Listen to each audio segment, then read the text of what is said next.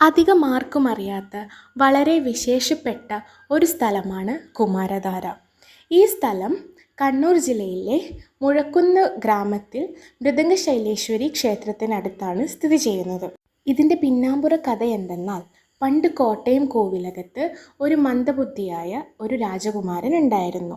മന്ദബുദ്ധി ആയതുകൊണ്ട് മറ്റ് രാജാക്കന്മാർ ഒരു ദിവസം ഈ രാജകുമാരനെ നായാട്ടിൻ എന്ന പേരിൽ ഇവിടെ കൊണ്ടുപോയി. പണ്ട് കാലങ്ങളിൽ ഈ പ്രദേശം വളരെ ഘോരമായ വനപ്രദേശമായിരുന്നു. ആ രാജകുമാരനെ ഇവിടെ ഉപേക്ഷിക്കുകയും പിന്നീട് ഈ രാജകുമാരൻ കഥകളിയുടെ ഉപജ്ഞാതാവായി മാറുകയും ചെയ്തു. ഇതാണ് ഐതിഹ്യം. ഇവിടെ പ്രത്യേകിച്ച് പ്രതിഷ്ഠയൊന്നുമില്ലെങ്കിലും വിളക്ക് കത്തിക്കാറുണ്ട്. വളരെ നല്ല ഗ്രാമീണ ഭംഗിയുള്ള, ഗ്രാമീണത തുളുമ്പുന്ന ഒരു പ്രദേശം കൂടിയാണിത്. തെയ്യങ്ങൾ നടത്തുന്ന ഗുണ്ണിക ക്ഷേത്രത്തിൽ നിന്നും വളരെ അടുത്താണ് കുമാരധാര സ്ഥിതി ചെയ്യുന്നത്.